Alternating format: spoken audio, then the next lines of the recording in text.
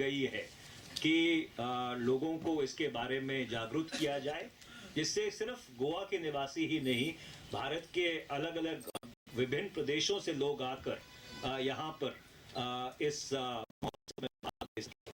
जैसे सचिव साहब ने बताया कि इस साल जो फेस्टिवल का फोकस है या महोत्सव का फोकस है वो भारत का उत्तर पूर्व है, और हमने इसीलिए मेघालय के जो मुख्यमंत्री हैं मुकुल संगमा साहब, उनको खास तौर पर आमंत्रित किया है कि जो उत्तर पूर्व का सेक्शन है या जो उत्तर पूर्व का महोत्सव है उसका वो शुभारंभ करें। तो इसलिए कोशिश ये की गई है कि ज़्यादा से ज़्यादा इसको प्रसारित किया जाए।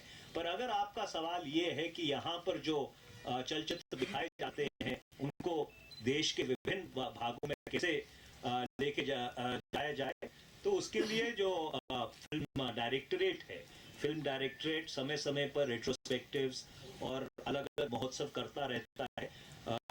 अगर आपको याद हो तो जब नेशनल फिल्म अवार्ड्स दिए गए थे उससे पहले एक पूरा एक हफ्ते का भारत के जो 100 साल का सुनहरा इतिहास है सिनेमा का, उसके ऊपर एक प्रदर्शनी लगाई गई थी और एक पूरा महोत्सव किया गया था।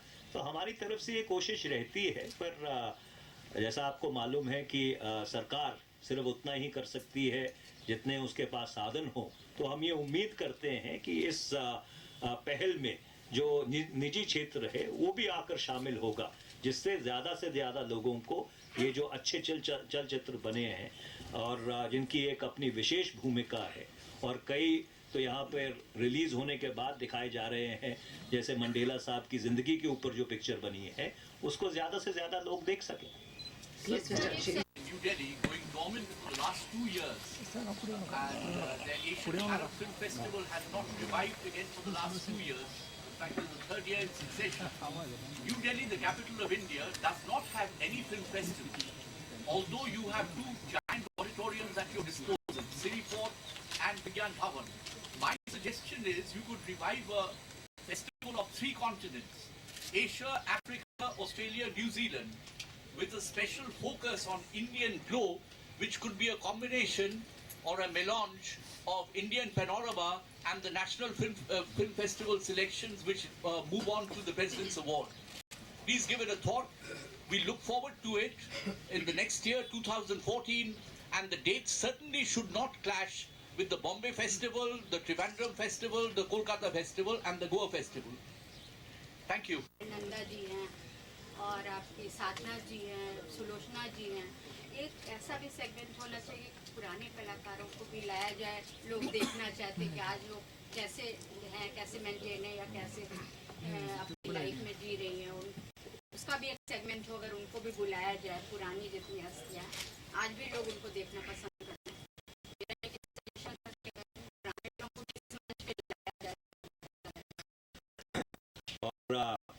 मेरी हिंदी थोड़ी सी कमज़ोर है, पर कलाकार इमॉर्टल होता है, इसलिए हम कोशिश करते हैं कि जहाँ पर किसी ने अच्छे हुनर का, अच्छे फ़न का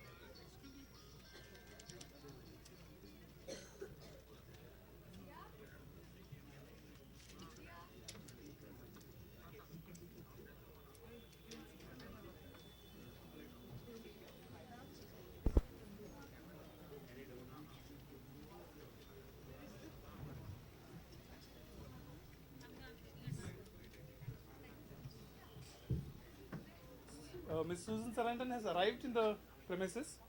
We will begin the press conference in just about 5 minutes' time.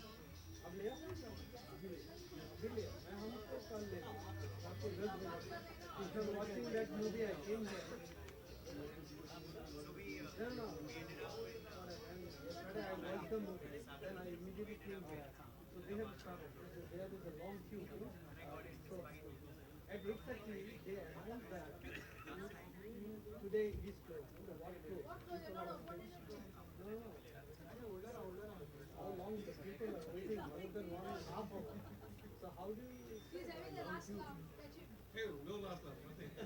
Don't ask me organization. Not last laugh. This is the last laugh.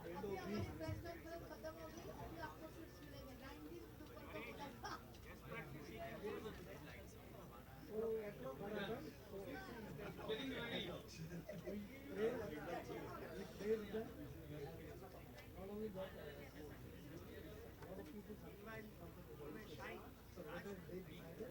Shine Raj.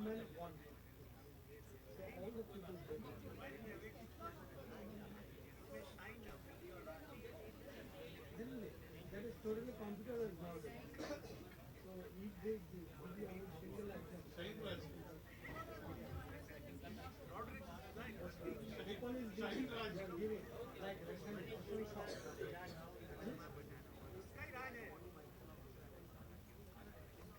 Controller general and Shine. Press conference is with Q&A, questions and answers. I mean, first question.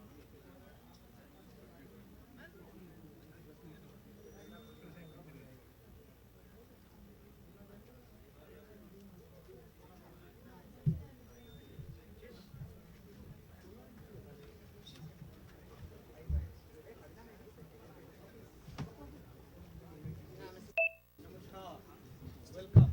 Thank you. Thank you. Your host, Thank you. Manish Desai. Thank you for this conference. Please be Here?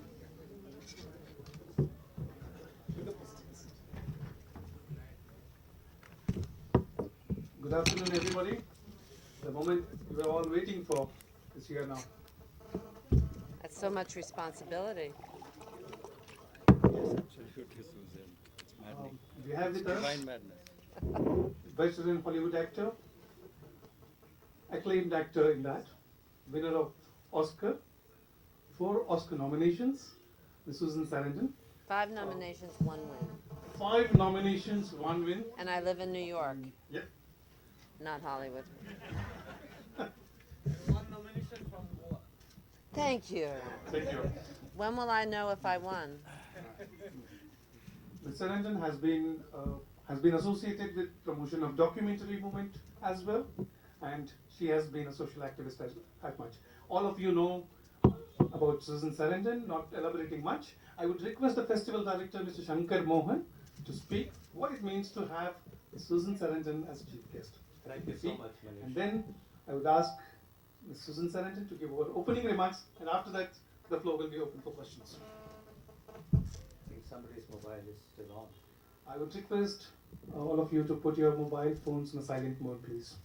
Thank you so much, Manish. This is the moment that we have all been waiting for, especially the press here. And Susan needs no introduction. I mean, she's a global face, she's a global figure. She's done more than 100 films. Mine is switched off, but I'm handling it over. It's switched off. What is most important to us is that I need to personally thank Susan for being here in our midst. She is a very busy person, and to be traveling all the way to Goa means a lot to us. So we are deeply, deeply honored, and we are acknowledging this fact. And we would also like to particularly thank the efforts of her office, particularly Mr. Brian Gibbs, who coordinated her entire efforts in ensuring that she is here. Mr. Brian Gibbs is here with us. He was doing this enormous task of bringing Susan here to Goa in coordination with Mr. Ramesh Sharma, who is a very eminent filmmaker, so he was in touch with Mr. Ramesh. And it's all because of these two people's individual efforts that this miracle has happened today. For us personally, besides the fact that Susan is a global face, what really attracted us is the fact that she's more than an actress or an actor. She has a human face. Her social activities have always helped causes and also undone a lot of things that create chaos and confusion globally. And her contribution in this sense is huge. Besides the fact that she happens to be the Goodwill Ambassador for UNICEF for more than a decade, on a personal front she has a certain vision. And it is such people who make a difference to humanity globally. So I'm throwing open this session with Susan with us. She's here as an actor and as a humanist, as a Goodwill Ambassador, as a representative of all that is symbolic of the good that we all individually desire for the earth to happen. Thank you so much, and I'm handing it over to Susan. Thank you for having me. I, as I said, been to India before, but not to Goa. And I'm looking forward to having a day when I can actually see Goa, other than with the press.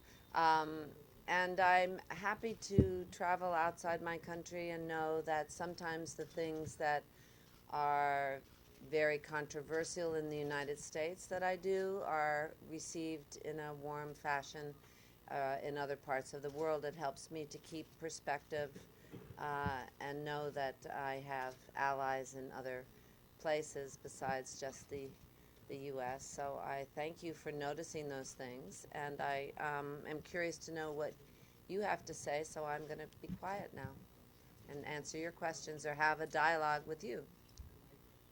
Can I ask a question here? Manish, you have to just... Yes. Yeah, we will do that. Yeah. Yeah, we can begin. You know, dissenting is never easy. It's always easy to agree rather than to disagree. So how difficult is it to be a voice of opposition to official policies and the mighty government, as it were, in the United States? Thank you. Well, certainly by the time we got to the second Iraq War, there, can you not hear? No. Ah, there we go. By the time we got to the second Iraq War, there was so much trauma within the United States after 9/11, and our leader at that time took what was an opportunity to understand our place in the world and turned it into, you know, if you're not with us, you're against us, and an atmosphere of fear that was very, very strong. So at that particular time, it became very difficult to ask questions because you were labeled un-American, and there were death threats and events canceled, and you know, it became the case that if you did ask a question, you were in the minority and you were isolated, and that's a very lonely place to be when you're cut off from the rest of your tribe, so to speak. So that's the worst, you know, having my children, stories in the paper about my children that weren't true, and you know, my address printed, and there's a lot of hate jocks in on the radio now, you know, the Rush Limbaughs of the world, and and because there was such a deep psychological moment in, because the United States hadn't really suffered the way most countries have had incidents of terrorism. That was a first in that magnitude, and it really completely destabilized most people. And so that was a very, very difficult time to be asking questions and to be against the war. But on the other hand, and I suppose this is completely my own ego, I find it much more difficult to live with myself afterwards if you haven't asked the questions, if you haven't, when you have the opportunity, spoken up or called attention to something, because in my heart of hearts I believe that to do nothing is to be complicit. And so I want to be able to, tell my kids that I did the best I could. Are you, Susan, quite familiar? Of course, you're here for Iffi 2013. Are you quite familiar with Indian cinema? Have you had a chance to? No, I'm not quite familiar. I mean, I think that's what I was referring to in my speech, that, it's really become so difficult now that corporations own most of the theaters. It's like what's happened with the news. It's pretty corporately owned now.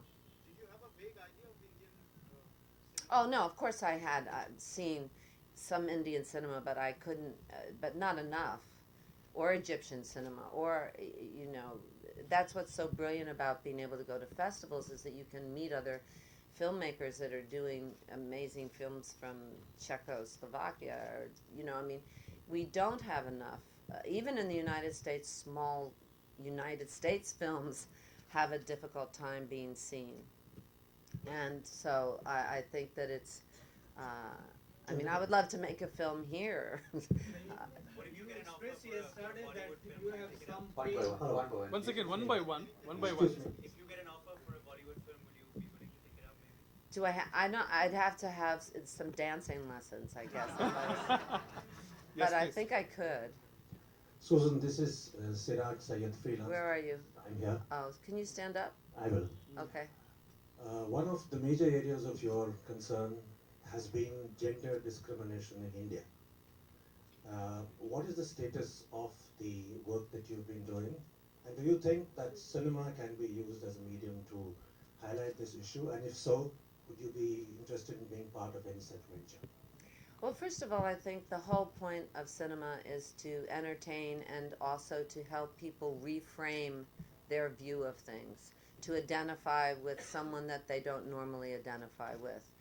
I don't think it helps when you're doing a story that's about something important and that you're trying to change people's perception, unless it's a really good story. So, for instance, when I did Dead Man Walking, it was, for me, a love story that had the death penalty around it. But at the heart of what made that movie work was the story of the redemptive powers of love. So I think when you're dealing with gender, or you're trying to reframe people's thinking about something, it's important to make a good movie, to make a really have a good story. At the basis of changing any kind of inequality, I think, is education. And the last time I was in India, I was visiting all over the place except for Goa and Kerala, and seeing programs with young girls, and the thing that was disturbing, and I don't know if that's changed because I haven't talked to, I'd be curious to know, but some of the girls that we were in these groups were not taking it seriously because they felt they were going to get married, so why bother? And I think that, you have to have options, that you'll always find a spark of interest, but I think it begins also with mothers raising their sons a different way. I remember I was in Nicaragua after the revolution, and I talked to one of the first city that was liberated by a young woman who was a college student, and we were talking about machismo, and I thought it was so great that the women were part of the revolution, and she said, well, that's only because all the men were killed. Then we came out of the kitchen and we started helping. But she said machismo is something that's handed down from the mothers to the sons. And I think we can't separate that and just blame men for the wrong of the world. I think we need men and we need boys to be raised in a way that they respect women and that they want women to be strong, and they see that as sexy, not women that are complacent and try to hide their beauty and try to hide their intelligence. So it's a two-handed thing. We have to give young girls the opportunity, but we have to make it a value that is accepted. And I don't know enough about Indian culture to say the best way to do that. But even in the United States, countries everywhere, little girls have to understand that they can have the option and stay who they are and be educated and live out their dreams. And I think men and young boys will appreciate, girls that are a little bit more feisty, and it shows that a man is confident when he chooses a strong woman. Thank you. Just one question. Yes. Actually, it does distract from that questions also. I shall ask later. By this way, I want to ask. For the fourth state, Noam Chomsky fighting in the United States for the democracy, restored the democracy over there. So can I see Susan as a peace ambassador of the world, so that the America should stop all the war in Middle East and as well as others, say South Africa countries with the civil war? Should you say it or should I? What is your question?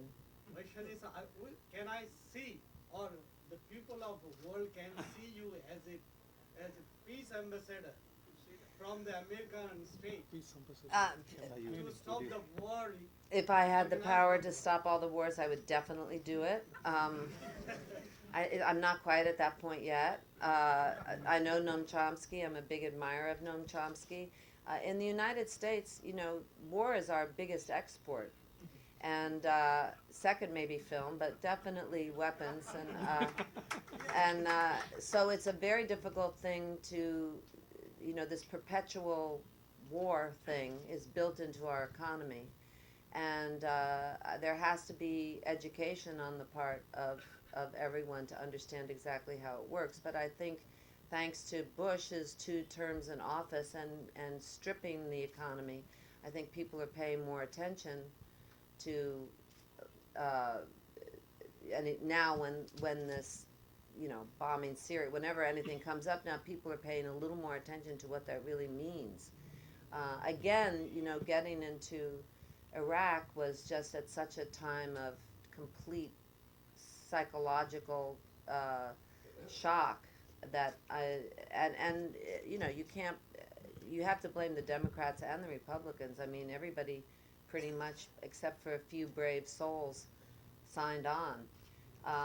But clearly nothing's gained by using violence to end violence. I mean, again, a nation will turn from violence if they have hope, if they have a future, if their youth has education and promise of jobs. And that's the way that you go and help a country fight off extremism, is not by bombing them. It just creates more extremists when you do that. But there are some people that are, it's a complicated issue, but sure, I'll go down on record as saying I'm against violence to solve any problems in the world. Can I ask another question No. from your... No supplement, please. Rajat, please. Ma'am, I'm Rajat. We'll come back again. Now, you have had 5 nominations and then 1 Oscar. How was the transit? How was the journey? How was the what? How was the gap between that journey or Transition from nominations finally to The winning transition from nomination to winning. the award? I had a lot of nominations in a row, and I found that transition to winning quite easy. And I was happy to get it for Dead Man Walking because I had found that book and kind of forced him to write it, and I produced it. And so if I was going to get an Academy Award, certainly that was the one. I felt like I kind of took it for the team, since Sean didn't get one and should have. and I was very, very happy. And I finally got to stand up and show everyone the bottom part of my dress, and now they don't say. You know, I always thought it would be funny if they, when you're nominated you don't win, because they always say Academy Award winner, if they said Academy Award loser. Instead of Academy Award nominated, if they just said 4-time Academy Award loser, 1-time Academy Award winner. Yeah, we take a question from the last row there. Out here, out here. Susan, Bollywood's known to be very cruel to aging actresses. Do you face a similar phenomena in Hollywood, and how did you kind of overcome that? Well, last night I met that beautifully aging, gorgeous Indian actress who got Wahida. And I said to her, you know, it's wonderful to meet an older actress who's been in the business so long and is still cheerful and happy and seems glowing. And I think the business is very hard on women. People often ask me if my politics have lost me jobs, and I always say, you know, the truth of the matter is that for better or worse, Hollywood is not political. The only thing you can do to really lose work is get old and fat. And I think there's something to be said for that. That's why so many actresses are creating their own projects and telling their own stories. And I mean, I plan to keep working until I'm not having fun anymore. And if I don't get plastic surgery, I'll be one of the few actresses that looks her age, so I should work a lot, because they'll need people that look old. And Chris Walken and I will be the 2 old actors that everyone goes to. Yeah, it's hard. It's a hard business on women, but there are so many fabulous women that are working more and more as they get older. I mean, I'm 67, and I know that's a funny face. You know. And and I can hardly believe it myself. And I plan to, you know, as long as I can find fun parts. You know, my daughter just wrote something for the 2 of us to do together that we're going to do. So now I've got her writing parts for me. And my son is a director, and my other son's a musician, so maybe we'll just start a little family cottage industry. And that's how I'll keep working. Good for that, Shaheen. Next. We'll come back to you. Louder. Next will be you. Louder. Switch on the mic, please. Does everyone have their own mic? Hello. Oh.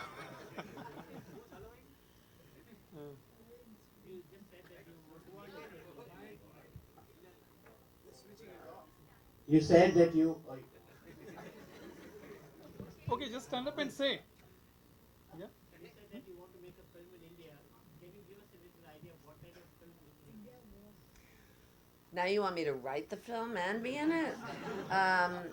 Well, I mean, I would think that you'd better make me an American. I don't think I could, you know, maybe I don't think, I mean, I'm half Italian. I think that I could pass for some distant relative being from India, but I don't know. I don't know that I would be comfortable really taking a job from an Indian actress. So you'd have to figure out probably some stupid American that comes and doesn't speak the language.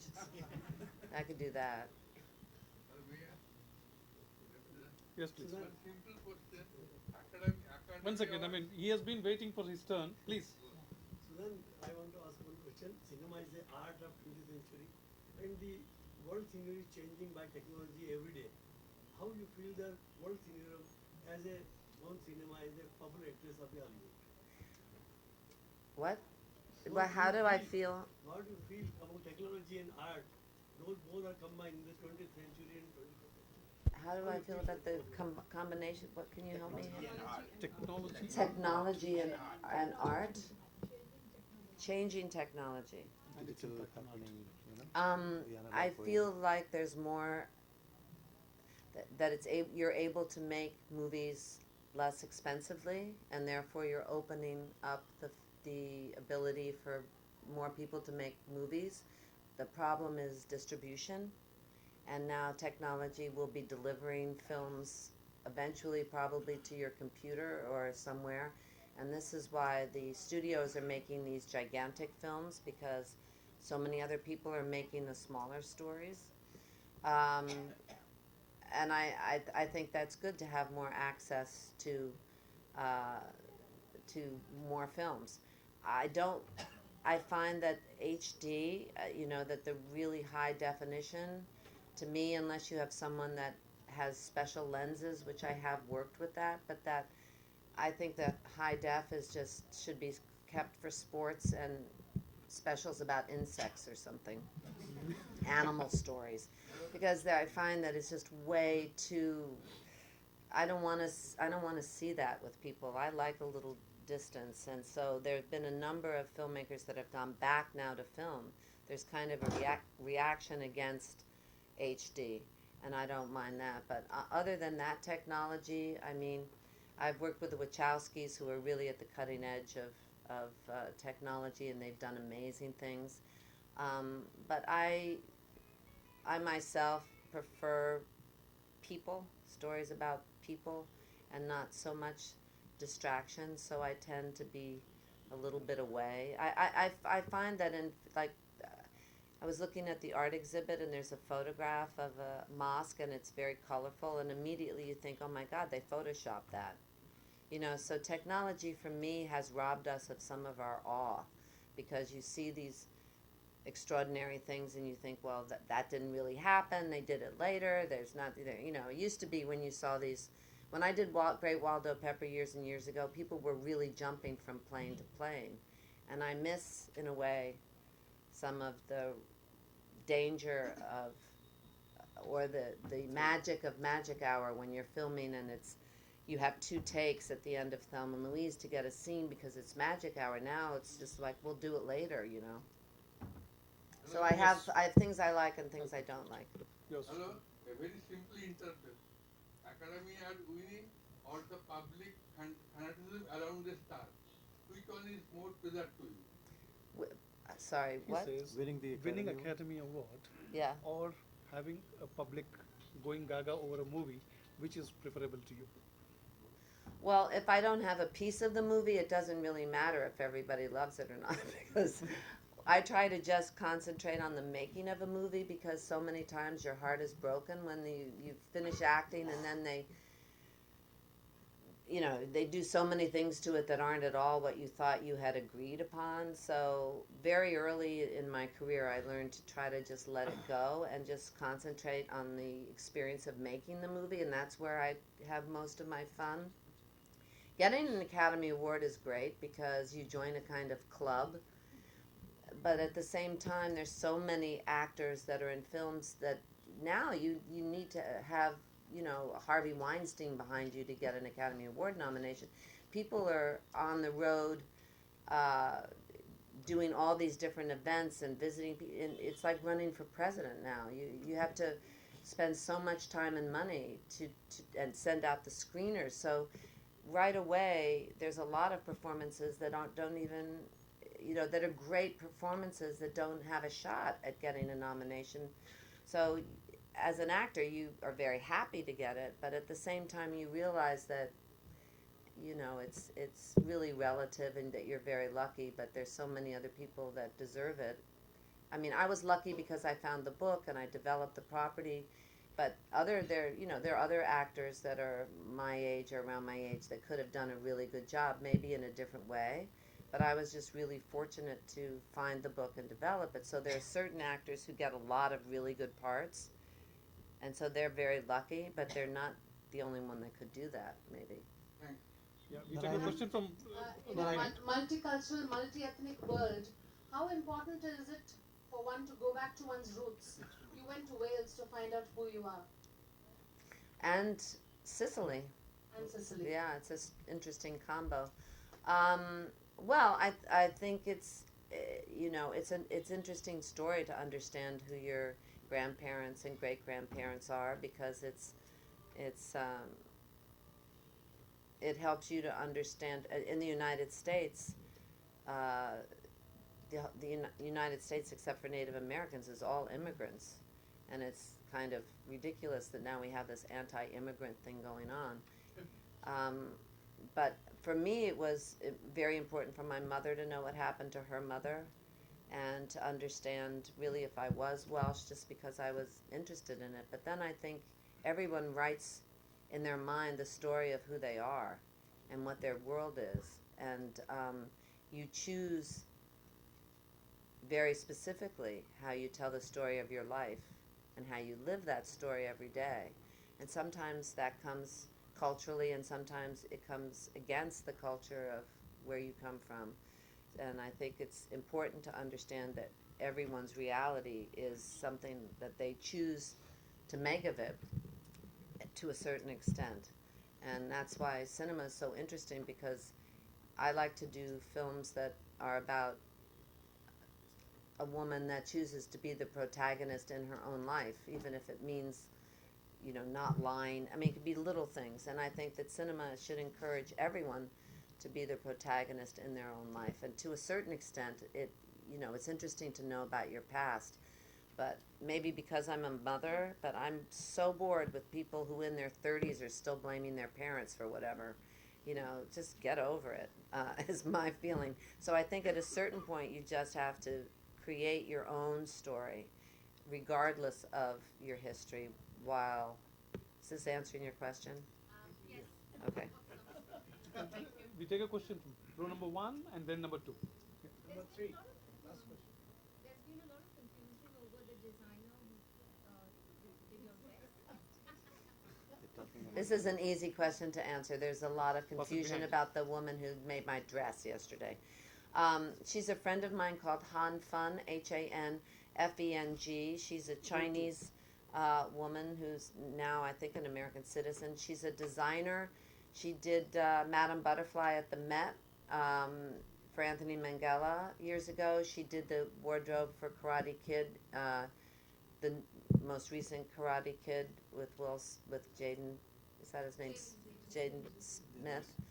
And she's a friend of mine, and she made that dress for me, and I love it, but I couldn't imagine where I was going to wear it. And then I had asked the festival, I wanted to wear something traditional, and we couldn't quite hook it up for some reason. And then at the last minute, I just thought, oh, well, that color is good for India. So I grabbed it, and it was so comfortable.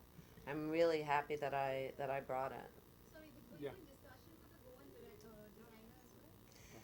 Well, there was a Goan designer, but it wasn't traditional. And then something happened to him, and but I wanted something I wanted to wear a sari or something, even though now everyone has convinced me I would have fallen and broken my neck because I wasn't used to it. But I wore traditional things in Arab countries, and I lived to tell the tale, so I might have survived. We'll try next time. Yeah. Tribune. Oh, that's nice. What is the secret? Well, there's a really cute little makeup artist back there named Minette. She struggled for a good hour patching everything up, and honestly, well, it's not completely the way it used to be, but I don't know. I'm pretty happy. I don't really drink much.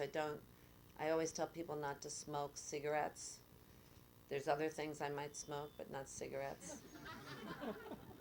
I don't know. I box. I like boxing. I don't know. I'm lucky. My mom has really good bone structure. But really, it's all about. Well, I keep running into people here that are telling me I'm so much better looking than I am in the movies. So I guess I'm in the wrong business. So it has to do with lighting sometimes and whatever. I don't know. But thank you for saying that. I don't know what to answer to that. We take a question from the middle row there. Madam, which parts of Goa you have planned to visit? And secondly, before visiting Goa, what image you had about Goa? All right. The only thing I knew about Goa was that Ricky Martin told me that's where he goes when he wanted to relax. That was years ago. And then I have a relative who was paralyzed at 22. And at one point he came to Goa, paralyzed, and stayed for months. So I thought, well, if you can make Ricky Martin and my paralyzed relative happy, it must be a pretty good place. I know that I was told that chance dance started here. That's a good recommendation. I want to. I don't have any free time until the day after tomorrow, and then I plan to go to see a beach or something that is outside of here. Do you have any recommendations?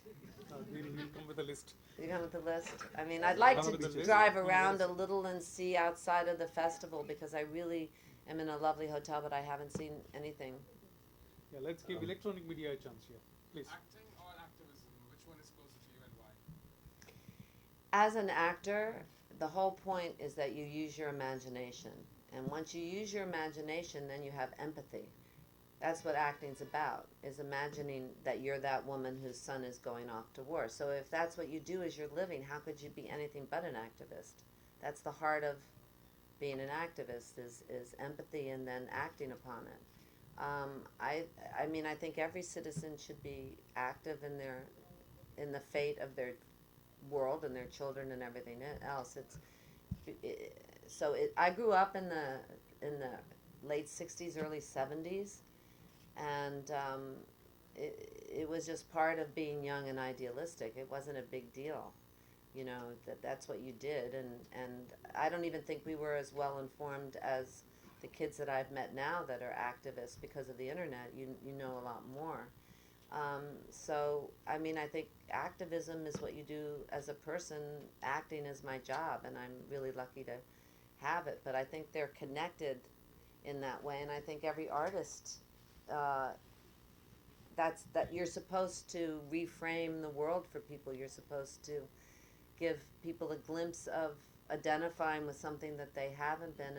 And as someone who's connected to the media, I can be like a little flashlight where I can just shine some light on information that may not be in the media and give a voice to those who don't have a voice. And I find it really helpful because I've never felt like this being in this business has used me. I don't have any complaints, you know, or people say, oh, it's so difficult to not have privacy and everything. I think that's bullshit, actually. I mean, it's a fabulous job, and you can use your celebrity to, instead of being used by it. Yeah, we take a question from here. This is Alfie, not from the movie. You were in a movie Stepmom. It was a kind of an ensemble cast. There were also other nominated actors like Julia Roberts, Ed Harris. What was the experience working with actors who have been nominated for Academy Awards? And well, I produced that film, so the main thing was also having the experience of producing it. Ed's amazing, and the amazing thing about him was not that he's been nominated. He's great in everything he does, but trying to find an actor that would take a smaller part to a woman was what the problem was. And he's just very, very rare. And Julia was a friend. So, this Academy Award thing, again, you want to always work with people that make you better, that make you surprise yourself, that are have a good work ethic, but that are also a little bit unpredictable. And it doesn't necessarily mean Academy Award nominated, so I just want to always work with people. Sometimes they're young actors that are new, and they really keep you on your toes because they're so unpredictable. And so for me, that's when it's really exciting, is when something happens that you surprise yourself, and when a director creates a structure that you feel secure enough to make big mistakes. That's the most exciting part. And also, it's just, I like the collaboration. I'm the oldest of 9 children, so I grew up in a house that was very chaotic, and so I feel at home in chaos, and which is a huge advantage. And I like the fact on a movie set that you're dependent on the focus puller, and everybody has to work together, because it can't just be about the actors. You need everybody. And I don't think there's too many professions where you get to see that as easily as in the film business. And also you have non-gender designated jobs. Like my kids grew up on sets where, you know, so sexy to see women with those little tool belts on and pulling cables and operating cameras and stuff, and men that are doing hair and wardrobe, and I love that about it. And so I just lucked out. I never studied acting. I just fell into it, and it's been the perfect kind of world for me to invade, and the flexibility that it makes you, because you can never be secure. So if you can adjust to that, it's a really great way to earn money and to have fun with other people. Because when you make a film, you know, it's either the people that you're working with are either great or they're horrible. There's no time for the middle. So you know very quickly what somebody's about, and I really like that because you have to all give. You know, it's even more on stage, I think, than in film, but I really like that aspect of it. Yeah, we'll take one last supplementary from here. Yes, yesterday you have expressed in your chief guest lecture, quote unquote, sad and pain for the huge production of Indian films rather than to come present to the USA. Can you express? I had feelings what? about Sad and pain. No, I Sad and pain. Not sad and pain. No, I said I was ashamed and sad that I didn't know more about, because America's film industry is very American centric, and because it's corporately owned, you don't get to see enough foreign films. And New York used to be where I live, used to have many more small cinemas where you could see, and there still are some, but not compared to what you had before, where you could regularly see foreign films. And so when I visit a country, and you know, and I went to Abu Dhabi and did a film forum with women directors from all different parts of the world, and except for Sam Palsy, who I'd worked with in Dry White Season, I didn't know any of them. And they, you know, it's just a shame that that exists, that you don't know anybody. So that's what I was talking about, nothing more Madam, last dark. question. Madam, till date not a single Indian movie has won the Oscar award. So do you feel that there is not a single movie worth getting Oscars? What? Not a single Indian movie has won an Oscar so far. He says, I mean, aren't the Indian movies worth winning Oscar awards?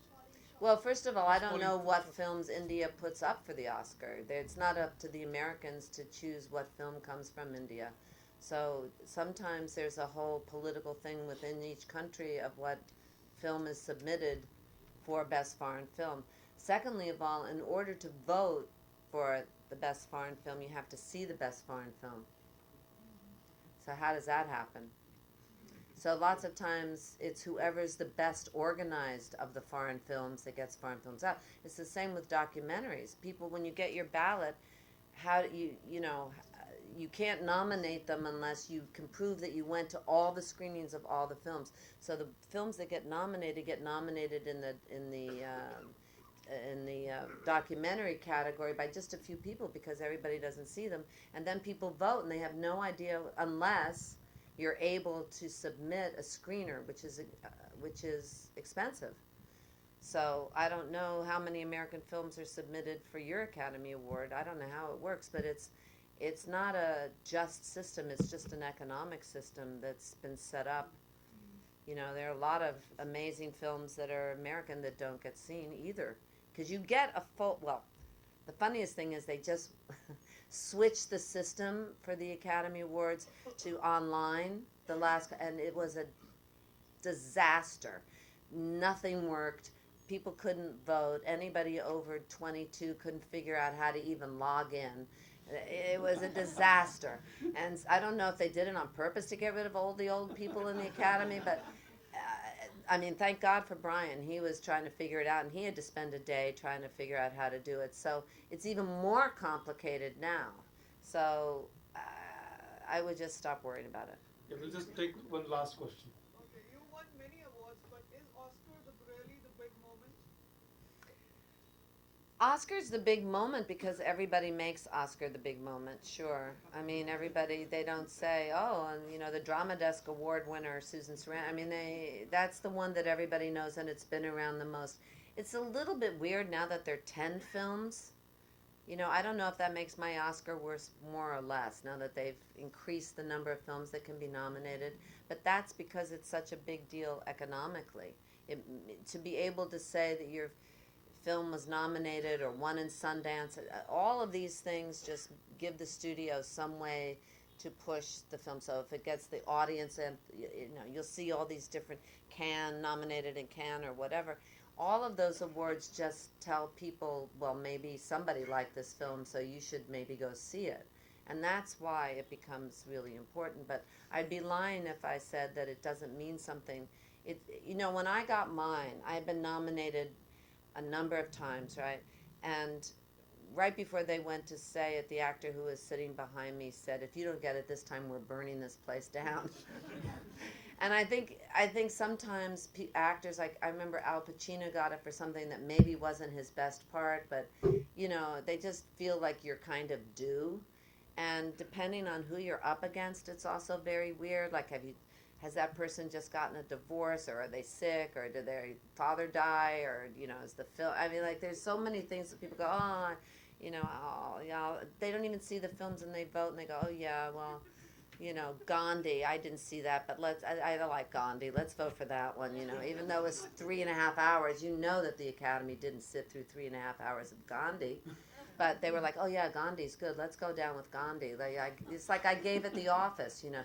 Oh, that's a film about AIDS. Look how much weight he lost. Let's vote for him, you know. So, I mean, they're all a lot of really good films, but it doesn't necessarily mean it's the best.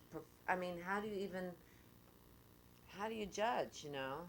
Robert Redford's in this film now. He's the only one in the film. He's getting older. Everybody's so happy that he did this film, you know, so he'll probably get a nomination. And, you know, somebody else does a great performance and it's about something serious. And then you try to get one in a comedy, you know, it's just not going to, you know what I mean? It's apples and oranges and whatever. So that's why it's really great. It certainly is. I loved getting an Academy Award, and it's in my bathroom with my other awards, and you know, I'm happy that it's there. But I think the hardest thing is really surviving in this business, and anyone who survives and is still finding that they're having a good time, and you know, has a good work ethic and has a life. I mean, that's really important, to be able to do what you want to do and have a family and be functioning in relationships is equally award-winning, I feel, especially in this business. But so did that answer your question? Okay. The Oscar goes to Susan Sarandon. On that note, we conclude this fabulously held media interactive session. Thank you very much for answering so many questions from art, acting, film, and thank you for having me. Thank you very much here. Thank you, Susan. That was wonderful. That was, well, it's Wonderful. interesting questions. One of the fabulous ones here. Yeah? Oh, thanks. Now we'll see which quote out of context bites me in the ass when I get back. There's always something that comes out of these festivals that the AP picks up as some... Neha, take them from behind. What?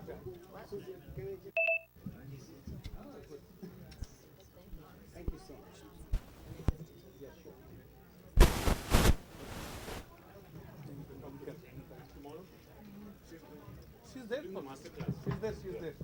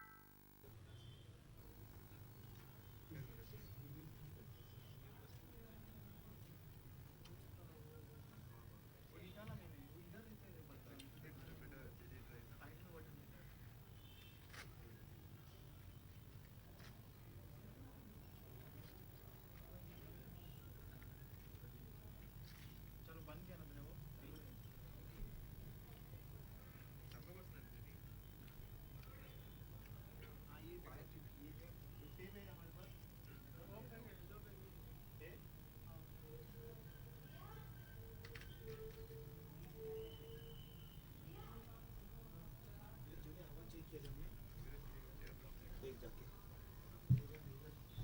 देखना एक बार check कर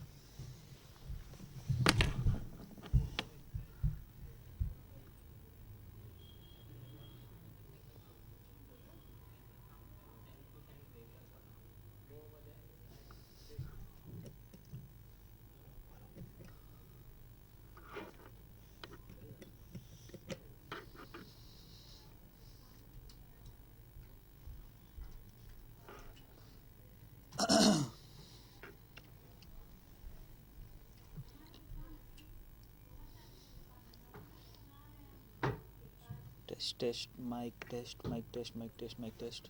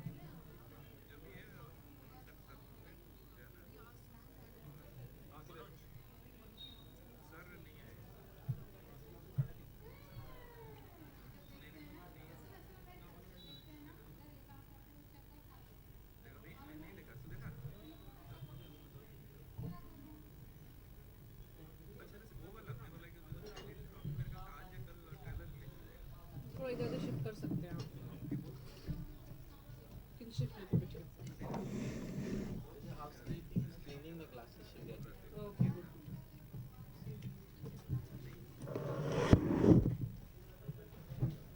The sound fell again? You go and run this. Sorry? Sound. No, he'll come. Give this to Manish. You know Manish is there? Where we keep the bottles. Okay. Give it He's to not. him. Yeah, give it to him. Tell him specifically, not this.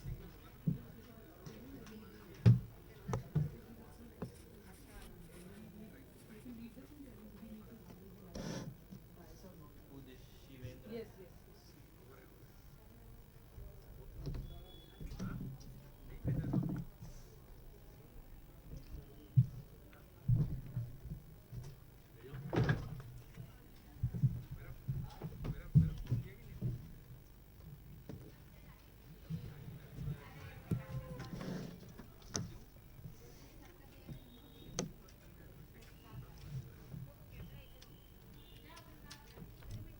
Can't really do anything about it. थोड़ा सा इस side पे shift करेंगे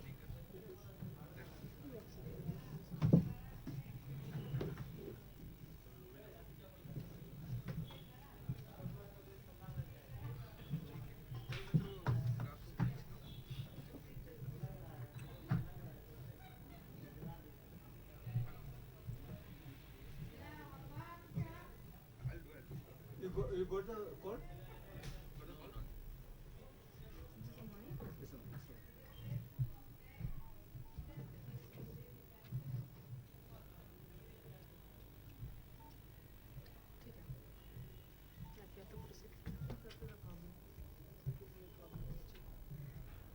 So you will be there? No. Where are these?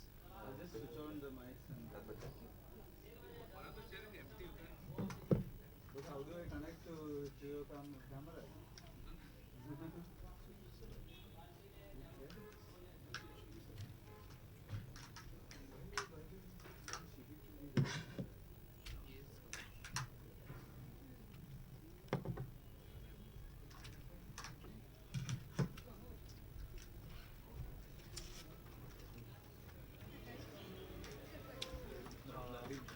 They said that the first seat will be reserved for Mahavira. For this Shivendra.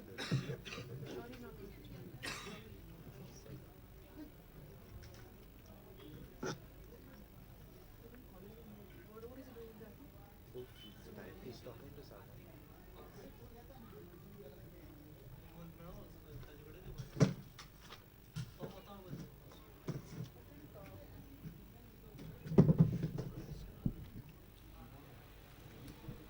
Sir ji बाद में से बताइए मनीष से कम लिखने लगना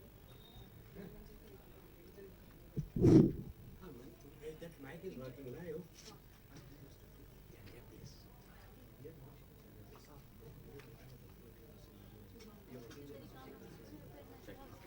Patlana Atish. Okay. switch is there down Ah, okay. Just request you just in case. Okay. Where are the coasters? Where are the coasters? Stations is very come move. You know why?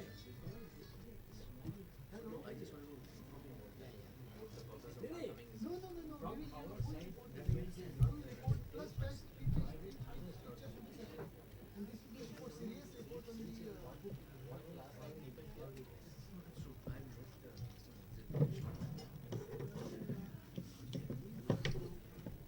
Glen is there, Glen. Even Glen, there is Glen.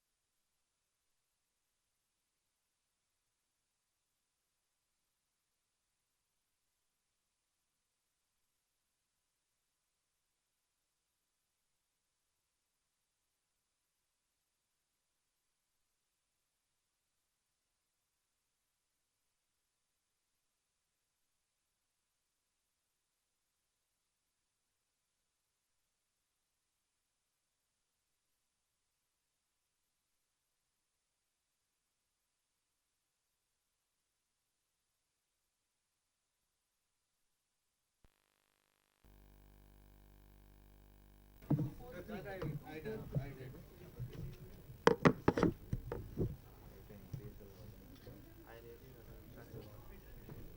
I'll say once again. 988 problem होता check the yellow mic तुला त्रास होता 099 दिसतो ना तो बसला का Yes. 4 remove what? You want this to be removed? Yeah, that's it. Okay, remove this. Sound guy is not here, right? Oh. I also don't have to change his mobile. Yeah. Vijay, he's the in charge. Miss mic on our I don't think he's full time with. Xavier, where are you? He works part. Please pass. Part time. Please fast, okay? But in charge is this Vijay, who used to be in Herald. Yeah. Yeah. Modi's Barbosa. Check all the mics once.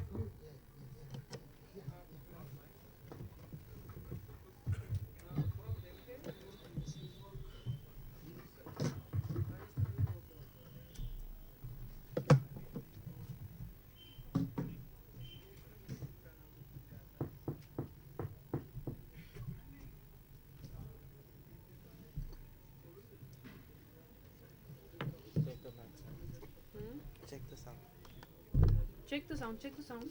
What is the problem? oh that last mic What is wrong with that?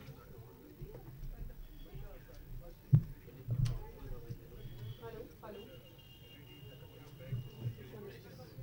He's gonna come. I don't know which wire is this. The yellow one. Check, stand there.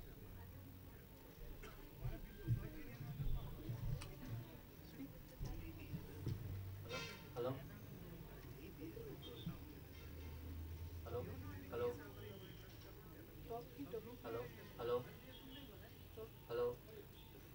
hello Switch on the others also. Simultaneous. hello All switch hello low little bit on. Low. yeah This one is low. hello Which one is this? Which is the wire? the He's gonna come and speak on the main one. hello Okay, fine.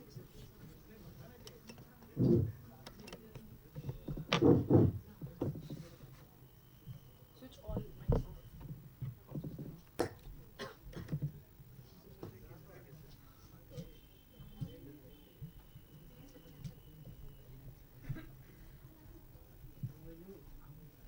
How is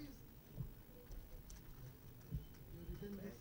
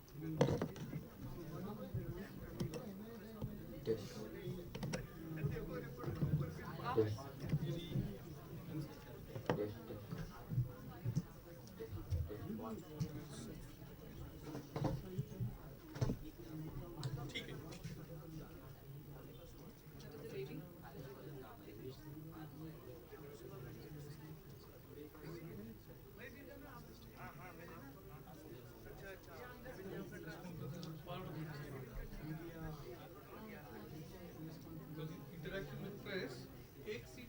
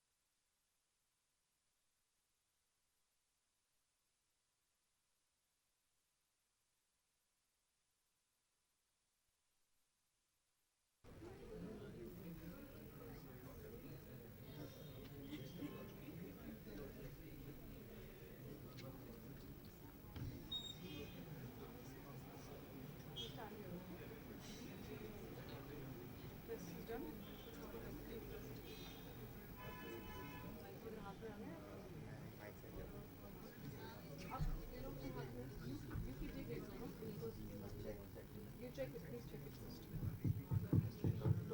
Where is this? I don't know what means what. अरे यार.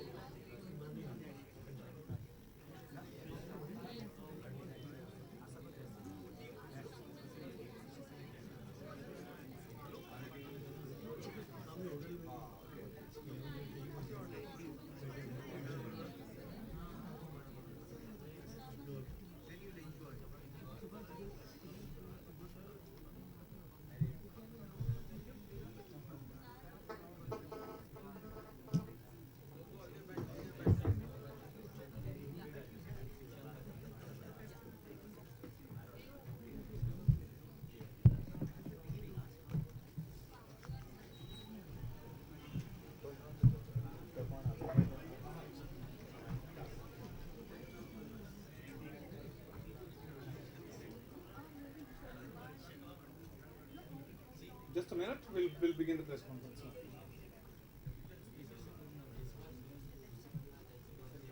No, he's.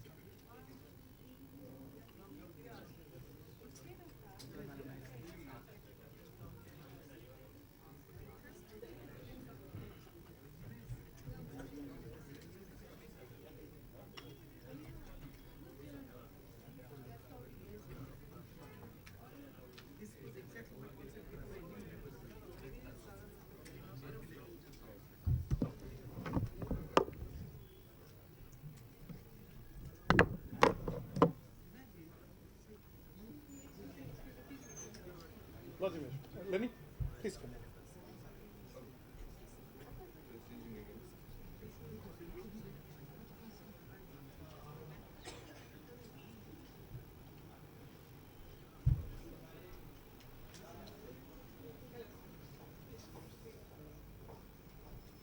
Please come, sir.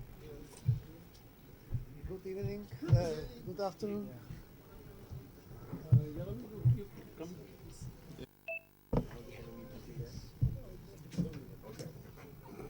Devendra, I would like you to take the first seat here. Lenny, I would like to have you on the stage. Okay, thank you. Please be seated and be comfortable here, please. Good afternoon, friends.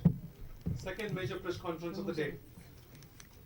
We have amidst us veteran, well-known Czech filmmaker, Iffi Menzel, who was yesterday felicitated with the Lifetime Achievement Award at Iffi inaugural function. And of course, I mean, his recent film, Don Juan, was also the inaugural opening film of the festival. He's here to talk with you, to interact with you. And on this panel, from the right-hand side, we have Lenny Schulz. He will be the interpreter for you to speak Czech and as well as in English language. His official name is Vladimir Schulz. That is what is written there, but I mean, he told me that I mean he is better known as Lenny Schulz. We have Lucy Urankova. Who was in the film Don Juan. Then with me, we have Iffi Menzel, the Lifetime Achievement awardee of the Iffi 2013. And then we have Jaromir Sov, the cinematographer of Don Juan, and me, of course, the anchor for this press conference, Manish Desai. I would request Iffi Menzel to make some opening remarks about his participation in the film festival, about his film, and after that, I'm sure we will open the field for question and answer. Over to Mr. Iffi Menzel.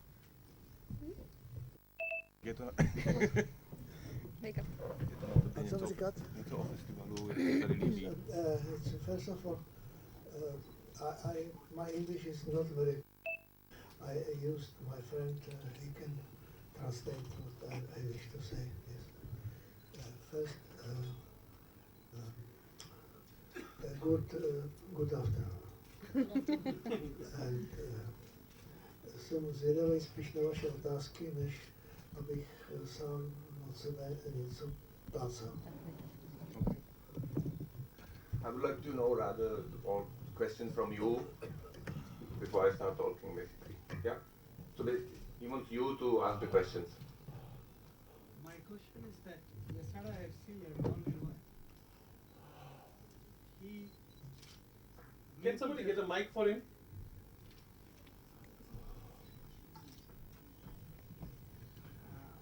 We got from Irimanjal very good cinematography as well as the most dramatic. My question is that there one say dialogue is there that today people likes ice hockey, not opera house. But in the last scene, he shown that new generations are coming. So is it reality that the golden age of opera house will come back? Tak to řekni. Ukazuješ Nahlas mi to řekni. okay. Ukazuješ ve filmu, No. že hokej je důležitější Ano. než opera. A na Ano. konci filmu se tam ukazuje, že mladá generace přichází na operu. Tak jak to je ve skutečnosti? Že No, je to obojí. Tady je naděje v tom, že ty mladí nebudou tak blbí jako ty staří. Řekni to. je to oboje? To je obojí a že tady je naděje v tom, že ty mladí nebudou tak blbí, jak ty staří. Okay. He's bored, and the hope is then the young people will be less stupid than the old people.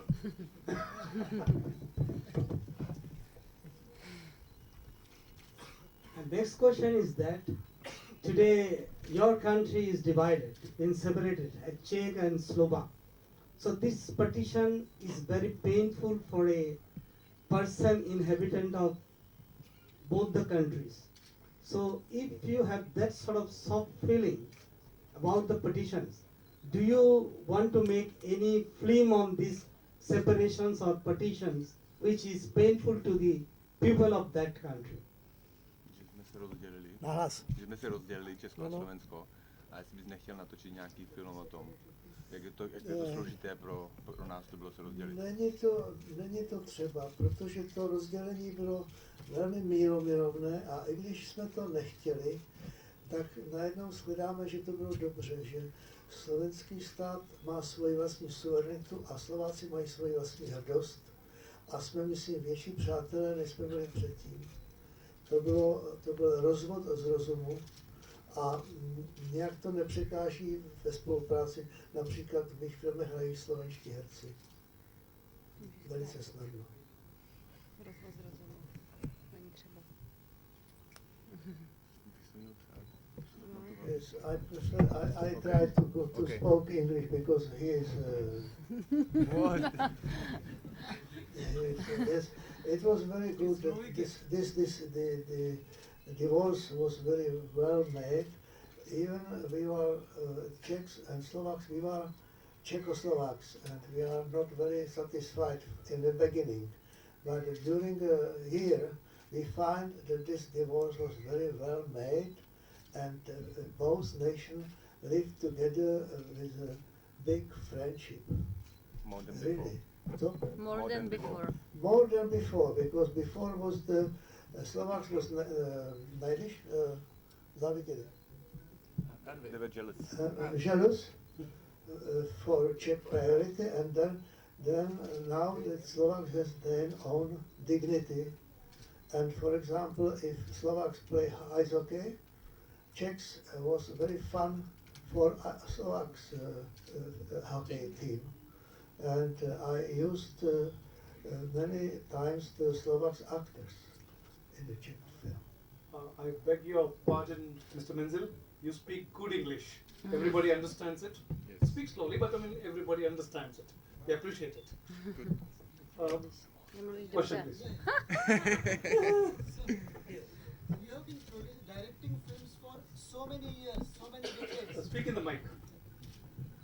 directing the films for so many years. No. Is the changing technology creating any kind of impediment or any kind of obstacle in your way, the new technology in the filmmaking, especially the technology which has come during last 10 years? The Yeah, digital I think the difference between film and the difference between I understand, Yeah. yes. Yeah, film and About digital. the difference between my start in film industry and now, it's very big, because when I start making the movies, it was a silent movies. And we have to use the crank for the camera. And now is during the years it's much better. It was speaking film, later color film. Now is technology digital. We don't use the film stock. We use the null and unity. What? Use the hard drive. Digital technique. And I'm happy that in my life, I can follow all this development of film industry.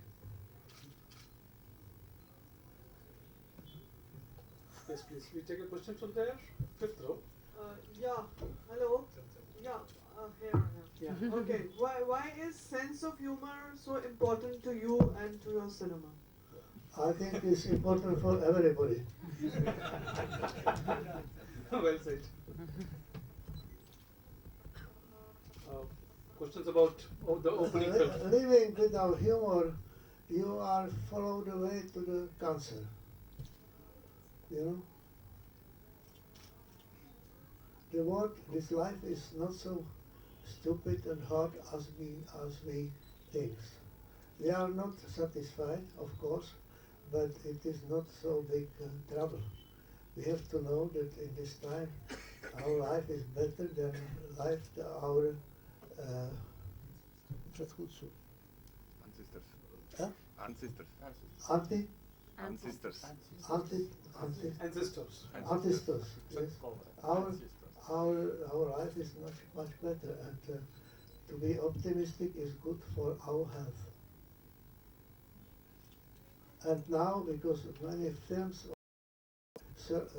you misuse the vulgarity and misuse the violence, I think, and more of film is very depressive. I would like to make something opposite of this. Life is good for living, not for troubles. Would you like to add something? European has so many languages and so many countries. Speak in the mic. European has got so many countries and so many languages. What type of test people like in your country and they compete Europe to say something new? No, what's your question? Can you repeat? My question is what type of test of the people of the audience they feel very good in the Europe? Taste. And yours. Yeah. Taste. He's asking about what are the new tastes of cinema audience in Europe. Jaký nový styly se v kyně v Evropě Or líbí? you would like to Co se jim líbí? Co tam líbí? I'm not. Aber I don't know. I'm not. I do very rarely in the cinema. I watch on TV, and I cannot describe how the people. I think most of the film viewers are the boys, even the people in the mentality of the boys. 12 years old boys. All the American movies and all the new technology is made for the people. They have mentality of 12 year old boy. boys. 12 year old boy, yeah. Boys. You understand me? Yeah. Yeah. Any questions? Yeah, I just want to ask one question. To Mr. Sofa. That's for you. Mr. Sofa, Could you talk about your relationship with Mr. Menzel? It's been over 50 years. You worked together. I think you're like husband and wife. I mean, in many ways. Yeah. From the days of Famo to Closely Watched Trains to the wonderful films you've given us to the new advent of digital age. You've also worked with some of the other Czech filmmakers like Shitalova. And how would you look at your relationship with Mr. Menzel? Yes, it's long history. It's long history. It's something special because we were school fellows. It was a rule at our school, a very practical rule, that students of higher, 1 year higher level, or 1 year higher class serves to students of 1 year lower class, a class of directing in this case. So I was happy enough to join very gifted, very talented students who were school fellows of Jerzy Menzel. So I was first, there was first collaboration to me offered by Jiří's school fellow, first lady of so-called Czech New Wave, Věra Chytilova. But and I shot with her the final film, the final project. And for Jiří I made cinematography for the documentary houses built from panel houses. It was progressive technology in our country, building technology. It's known all over the world. So first it was documentary I made with Jiří, and it was color stock. First color stock. It was something very extraordinary at school, color. And there we went together by night train. We met in the night train to special activity for students like picking potatoes in some part of Czech Republic. Picking potatoes, and on this occasion we discussed the difference between television and film, and in this time was a bit dangerous that Jiří Menzel was fighting for the recognition of television like a special medium, while I was strongly against it. I felt a filmmaker using the film stock in camera. So fortunately it happened that Jiří started very successfully with his first movies shot on film stock. So he became a filmmaker. Filmmaker. I was coming into school. I thought that I'm not talented enough for a feature film, and I wished to make a TV. And during the study, I learned only make movies, and therefore I am getting to be filmmaker. And about work with Mr. Schoffer, we worked together since ¡59. It means over 50 years, and I like him very much. I admire this very much. I like him, except the weeks when we are work together. Yeah, at this juncture, let me introduce Mr. Shivendra Dungapur. He is a, could you please just stand up for our audience, please? He is a national award-winning documentary filmmaker. He made the film Celluloid Man, and he is currently working on a documentary on Jiří Menzel. Would you like to share your thoughts about this venture of yours? If you could please speak to the. I can just speak like that, you know, Okay. hear my You have voice. to show to the camera. No, sir. No, camera is also there. Yeah, Please. I mean, Mr. Menzel can sing. Yeah. Actually, it all began, when I was a student at the FTI, when I was shown Closely Watched Trains by Peak and I. And I think that film, as we all know, that Menzel's films were highly popular in the institute days, and in fact so popular that Capricious Summer was remade by Basu Chatterjee called Shauqeen. I don't know whether you all have seen Shauqeen. Yeah. So Rashid, I could hear Rashid there. Yeah, Rashid. Yeah. So we all knew his work, and we were great admirers of his.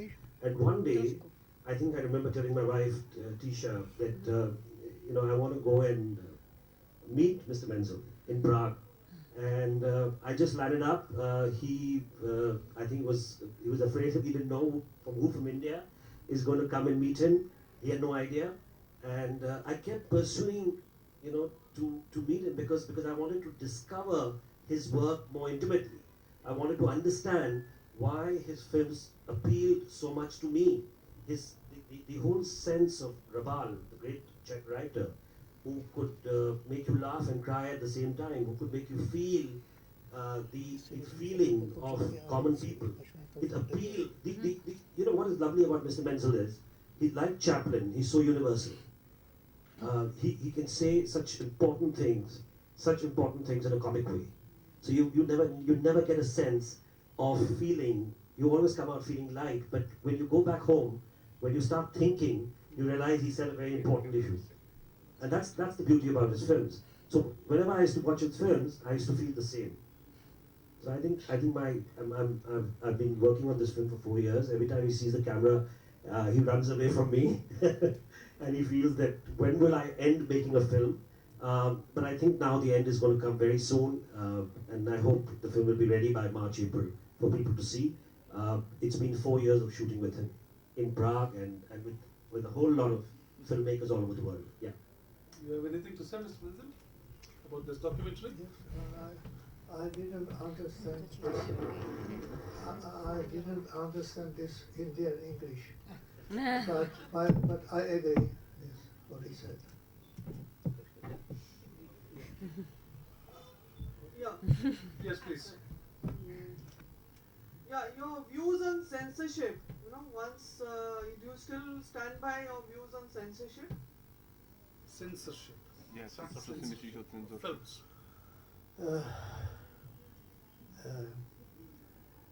It's very hard, but I agree with the censorship because the freedom is good for adult people, but the people are not adult enough. And censorship is something what we have for ourselves. I have to censorship. For me, I take my censorship, what I can say, what I can do, without blessing the other people. And most of people misused this freedom to this absence of censorship, and it's pity. Censorship is easy to misuse, but also it's easy to misuse the freedom.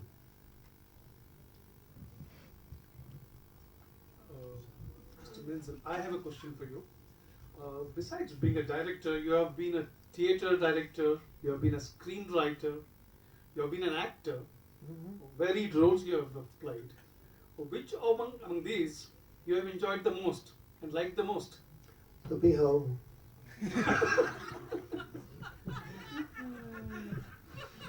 That's a good. That's a good. Well, that's the sense of humor. That's right. But I think he has said a lot of things, a lot of meaning into it.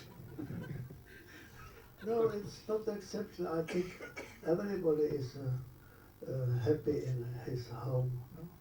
That's very good. I don't like to pretend to be a working man. Exceptional.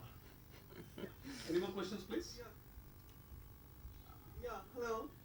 About the new wave cinema, I mean, you consider a pioneer of that. Do you believe in those labels?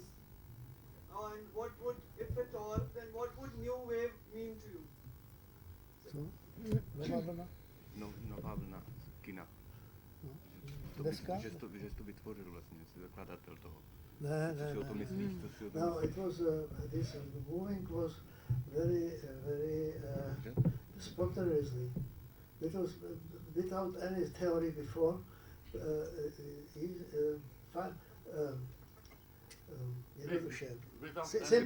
Simply was that we have the same school, we have all the same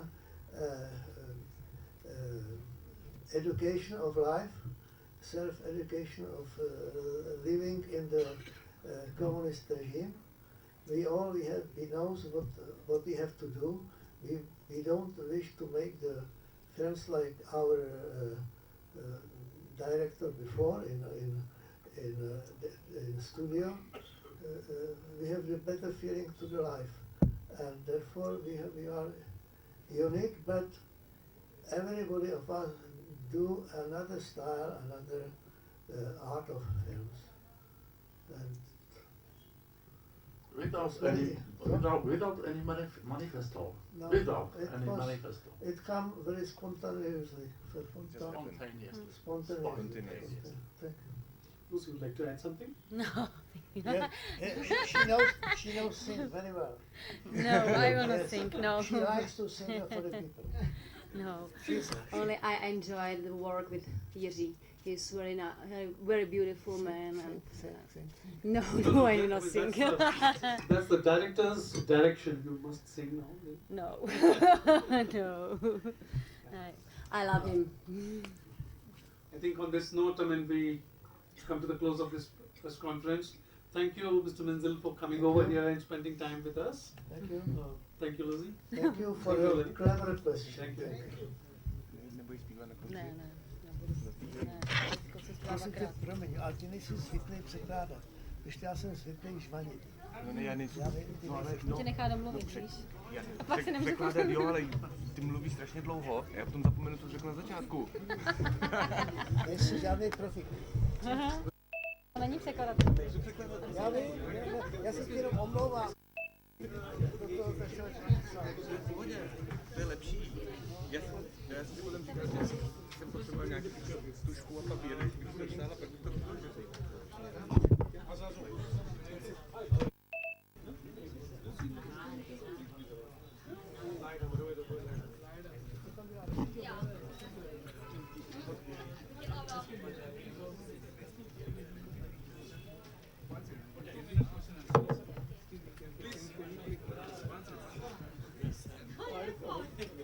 After they finish.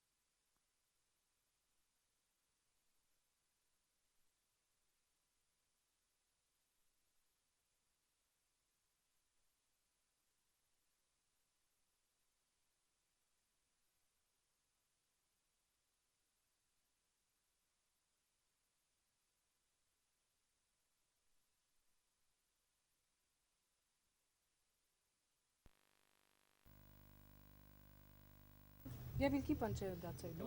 That's why I'm shifting it to this side. Just Okay. Okay. Come this side.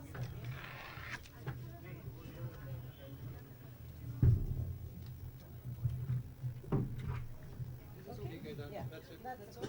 No more, no more. Good. Meera Diwan, you have your chair. No, no, I don't. 1, 2, 3, 4, 5. This is the sixth one. Please keep it. Okay,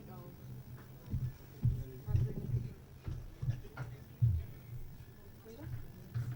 Hello? Audio वाला बोलना है Audio वाले कुछ. Hello? Hello? Hello? Hello? Check. Hello?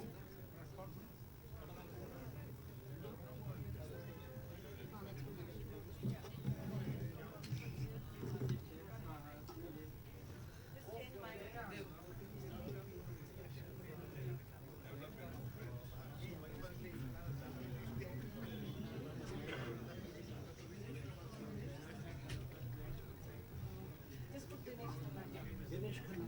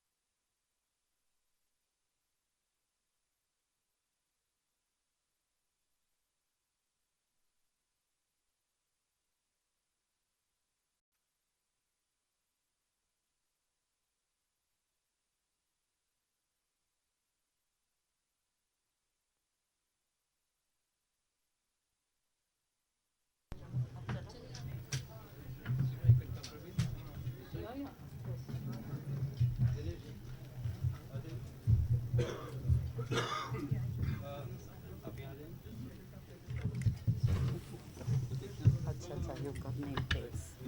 अच्छा, आप आइए.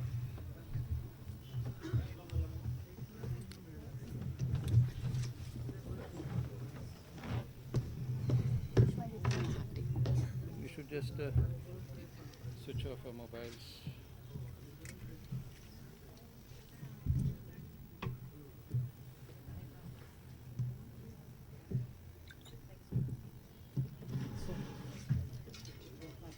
Yeah. Everyone is doing that. Yeah, everyone is doing that. Yeah.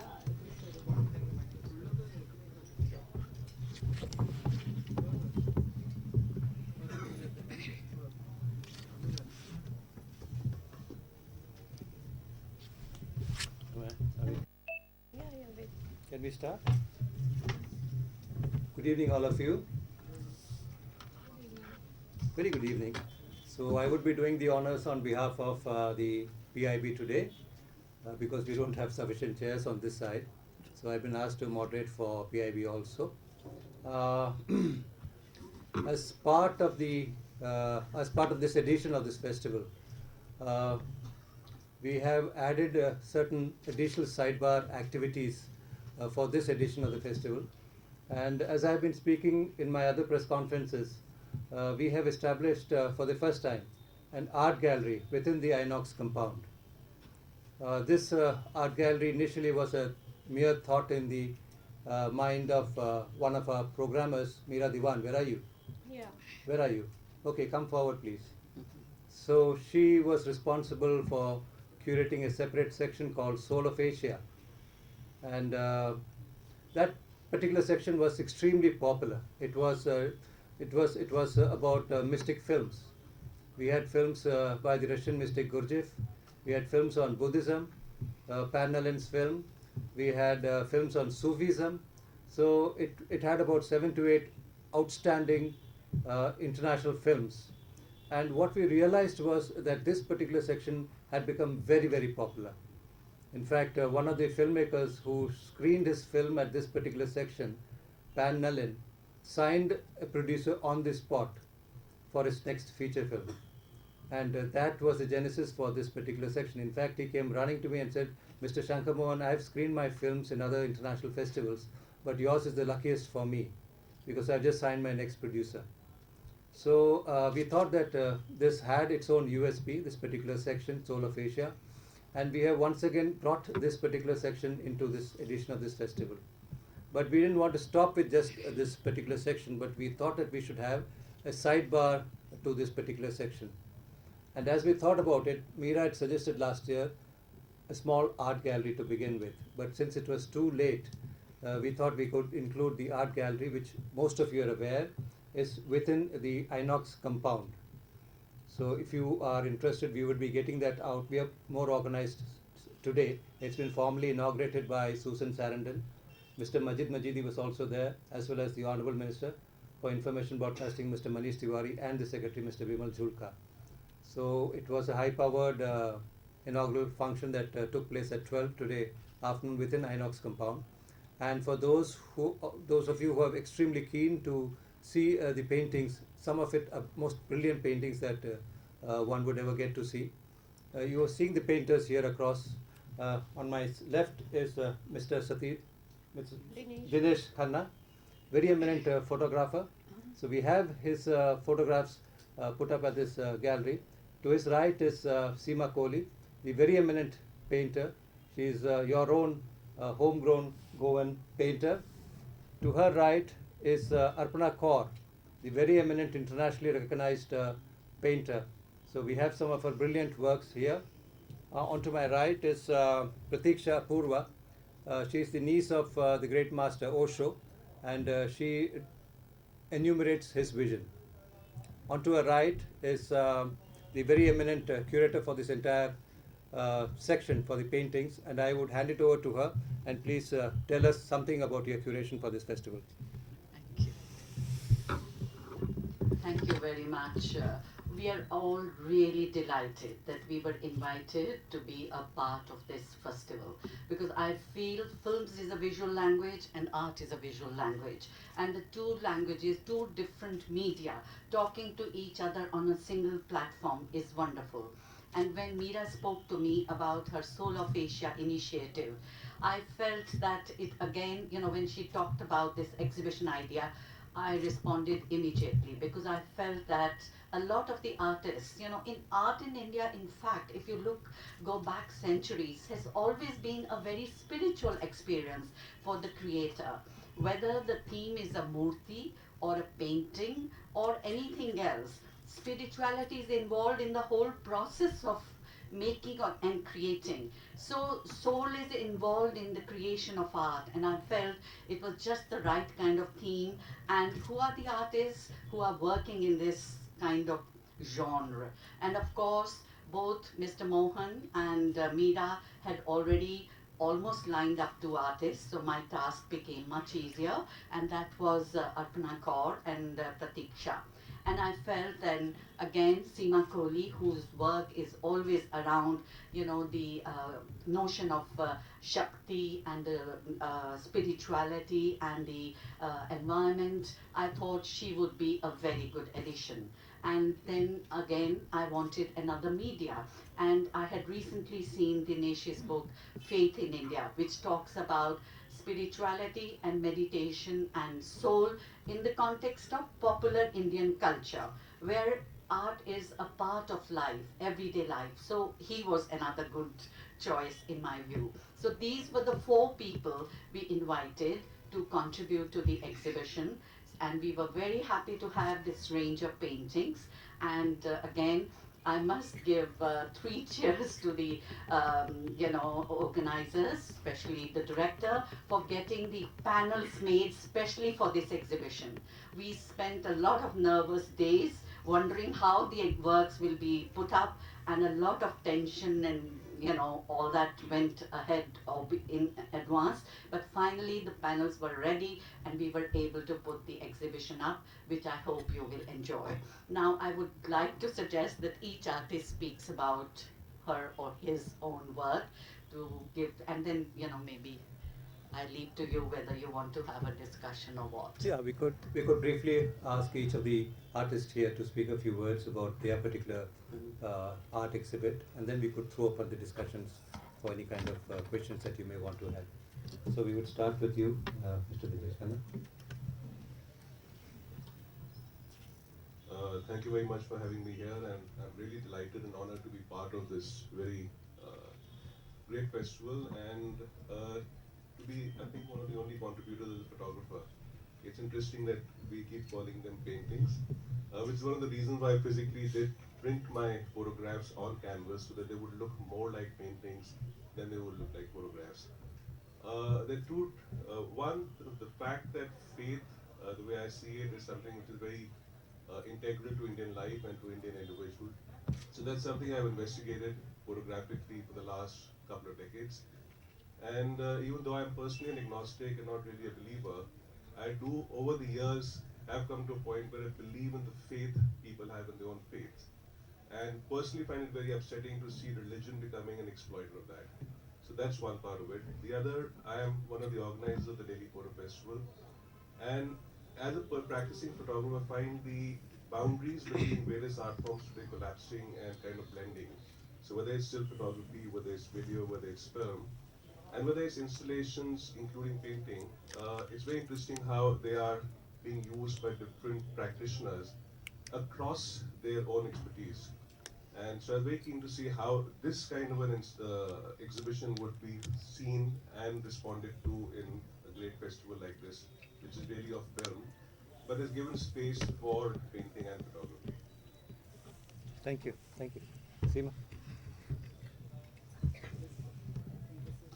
No, you could just switch it on. I think this is on.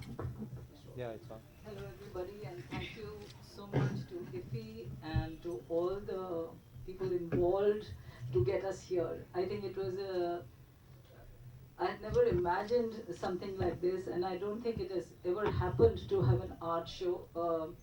mainstream art show along with the film festival, I don't think it has ever happened anywhere. And I think it's hats off to Meera Diwan for her concept in her mind, and then Sushma ji to bring it all here and put it together, and of course the backbone, Mr. Shankar Mohan. Now about my work. My work is, I base it on procreation, I base it on the constant regeneration and recycling of everything which is around us. And I believe there is a definite feminine energy which is working through, which is paving its path through each and everybody's nerves, whether it is living or dead, whether we see it or we do not see it. So I like to interpret that, and my basic expression was line. I moved on from line and I started manifesting it in sculptures and installations, and then performance videos, which are not here, of course, but I'm so grateful that my paintings, my sculpture, and one of my installations, Breathing Chimes, is also here for everyone to see. And this is all about my work in a very condensed and a very small way. Thank you. Thank you. Thank you so much. Arpana ji? As everybody has already said, that when the seeds of this idea was sown in Meera Diwan's mind a year ago, and she got full support, not everybody would have supported her. Shankar Mohan fully supported her with the project, and art was for the first time included in Iffi. And we painters grow on a huge diet of films. Who doesn't? You know, film is everywhere and in everybody's blood and passion and everything. Paintings, on the contrary, are confined to certain spaces where only a handful of people go. So to have in such a popular film festival and art exhibition, I would like to thank the curator, Mr. Shankar Mohan, and primarily Meera, who thought of the idea. As far as my own work is concerned, I like to juxtapose negativity with faith, positivity, because, for instance, there's a painting called Yogini in the show, and the Yogini is confronted with a rain of weapons, and still she's standing in poise on one leg and hoping that beyond these weapons there's a better world, etc. So I like to also show the darker side of today's reality, which is violence, you know. And then in the Buddha painting, because Buddhas are normally painted very, very tranquilly and peacefully, but I like to show the feeling of death, which made him realize his Buddhahood, that he was protected by his father, and he goes out, he sees sickness and death and all that. So I painted a bone tree inside him. But then he ascends to the higher level, so there's a flight of birds circling around him. I personally feel my works are very filmy and very dramatic, so it's right that they are here. Wow. Thank you. Beautiful. Pratiksha? Good evening, everybody. As Shankarji already said that I'm depicting Osho's vision on the canvas. I've been meditating since childhood. Whatever comes during my meditation, I try to paint that. And whatever Osho has said in words, I am trying to put all that on the canvas. And I'm so thankful to Meeraji and Shankarji. They have chosen my work to be displayed here. Thank you. Can you give a few examples? Yeah, like About, that man with the flower. Whatever Osho has spoken in his anecdotes or stories, I'm trying to put all them on the canvas, like one of his most controversial books, From Sex to Superconsciousness, where he is saying how we can transcend our sexual energy while just witnessing to the, we can take it to the seventh energy center. So one of the painting is here on that subject. Another one is even the greed of liberation should not be there. When greed is there, desire is there, you can't achieve that thing. One of the painting is on that. Two paintings are on Sufism, how they whirl and what experiences they have during the whirling meditation. And to be very receptive each moment, then only you can receive what other person is saying. one painting is on that. And one is on Om Mani Padme Hum, that is very famous Tibetan mantra. So that sound can be heard in silence, that I have tried to put on that canvas. And another one is yeah, this one is there. Yeah, a sculptor while sculpting the wheel is he's turning around the wheel and the whole body becomes centered at that time. So navel is the center point for our whole body, for our whole energy.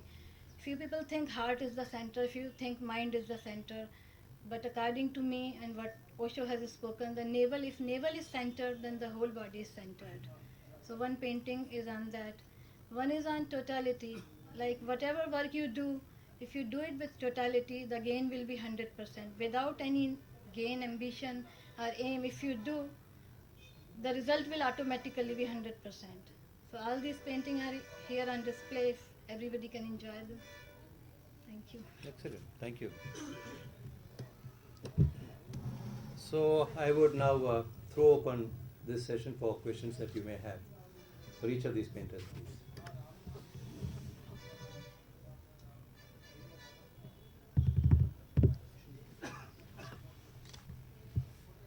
It means either you have seen the paintings or you intend to see them.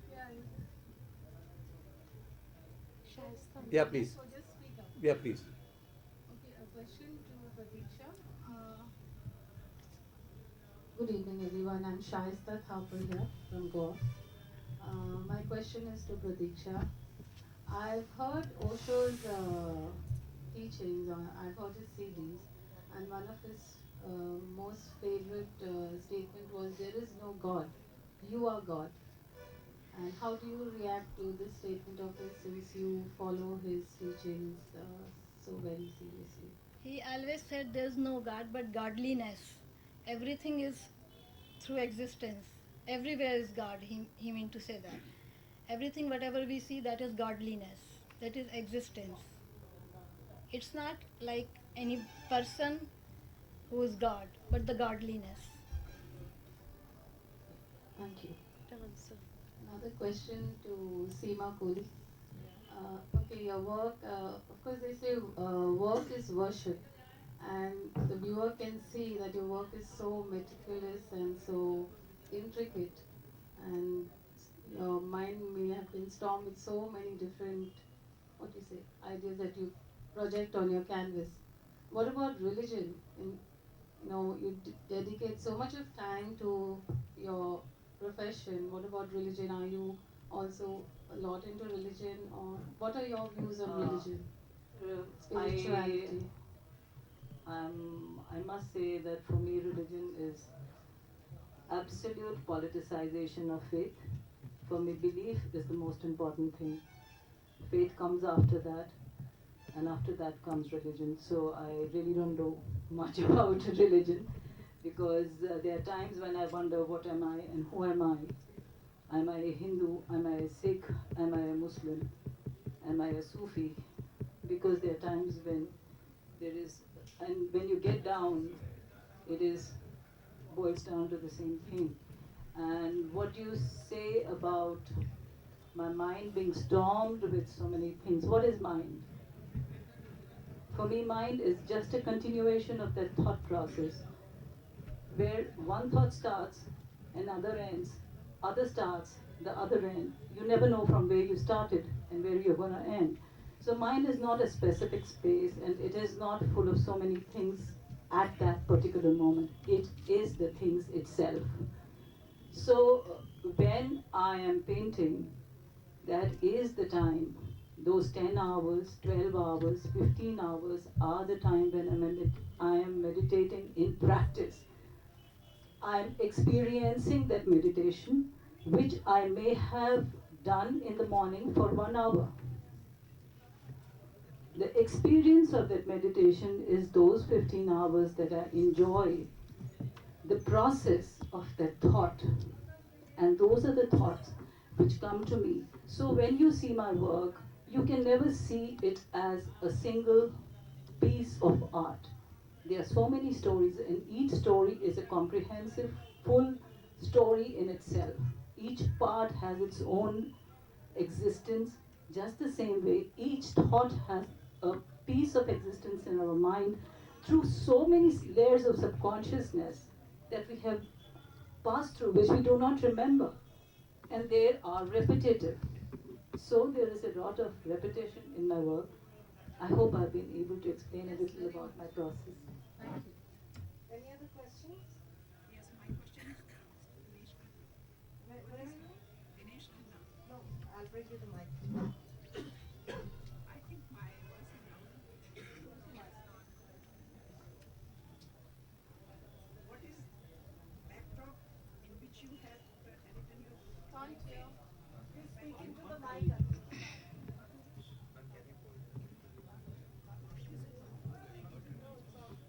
He got. I think he got my question. Annie, if you could repeat it, please. What is backdrop in which you have written your book, Living Faith? Ma'am, for one, I've not written the book, I've photographed it. And it's actually, it's something which I spent about 15-20 years just traveling around India, photographing, using my camera and photography as my means of exploring my country, which I was not very familiar with since I'm a Delhi-born person. Secondly, I look at any particular art form as our way of exploring a subject which you're interested in, and not something which you should be looking at as an end in itself. For me, photography is not just about photography. Photography is a means of finding out how things happen, engaging with subjects, looking at things I don't like, looking at things I really love. So things like spirituality and faith is something which I found extremely interesting, probably because I don't seem to feel that myself. Especially since in the last 15-20 years, which has been really my time when I've worked a lot with photography to find expression, religion has played a very large part in the politics of India. And I find that it's really a way of corporatizing people's individual faiths and turning that into something which is for the advantage of a certain sect of people. And I don't want to see it as that all-encompassing thing. I'd rather look at the individual who believes in their own faith and something larger than themselves. So that's really what I was exploring as a photographer.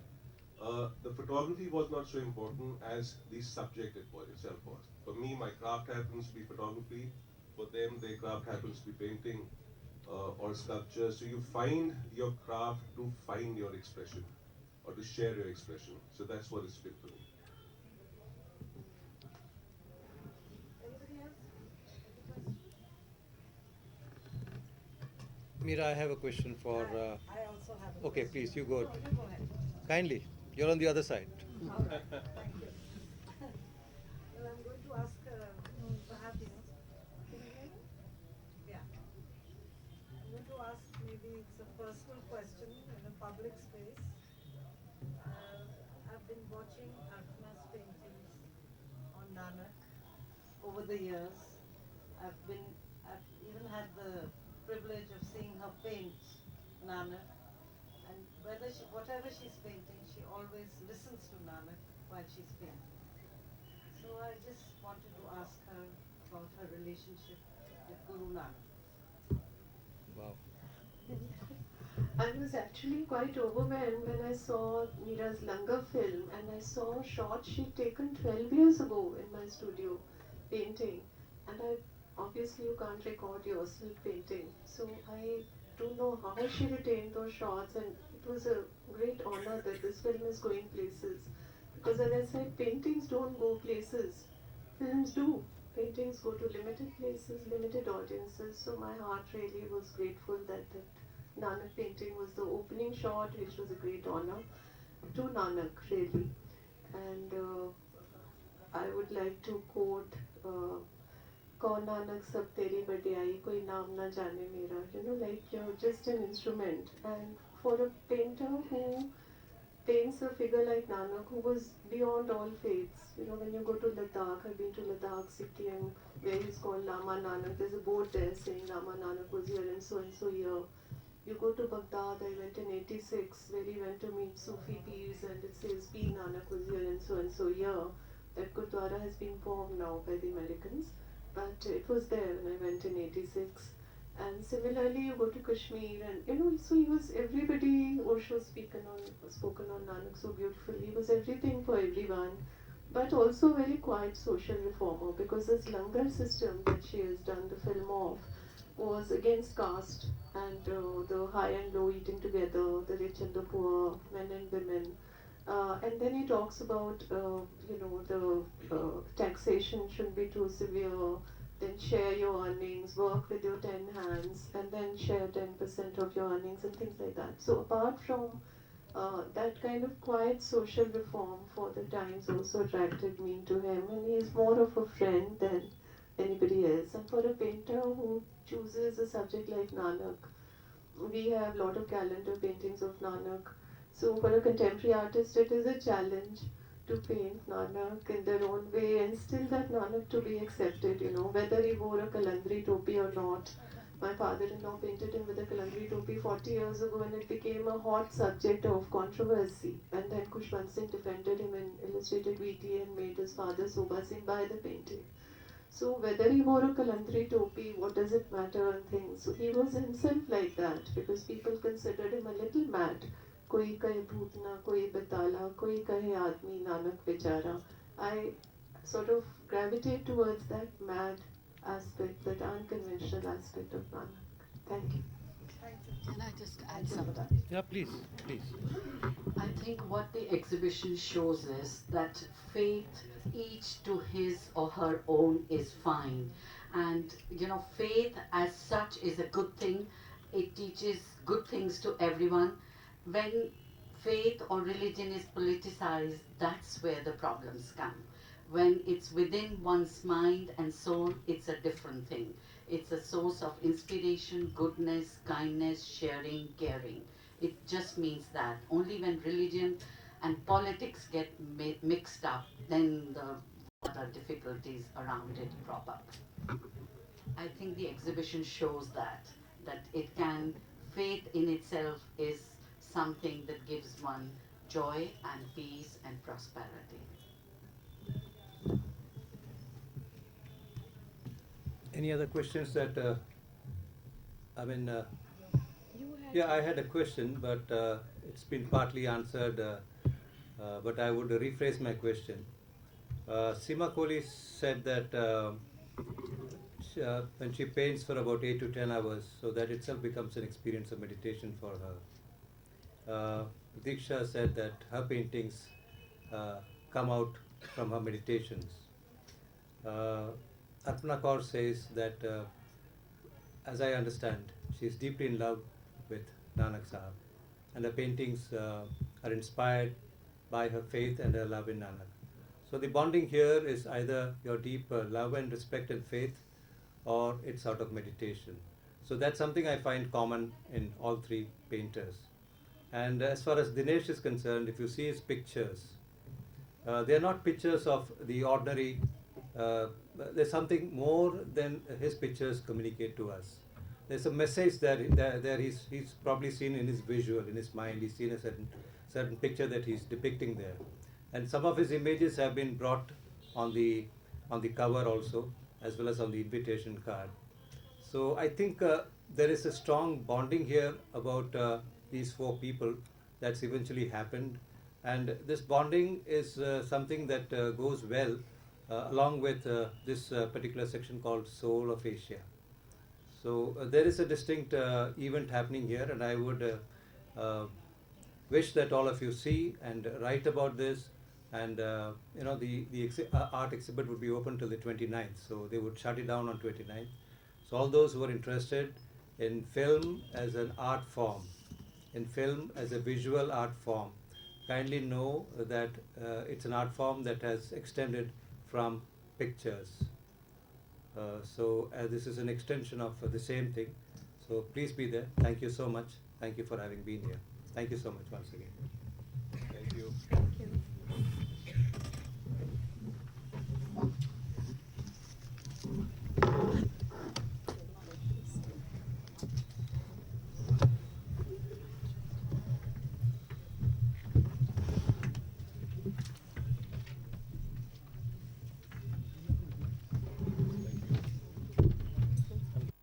As I was told that you No, I have got perhaps fever, you're not but I well just- and then what- You have fever? Yeah, for the last 2 3 दिन लगी ठंड लगी हुई है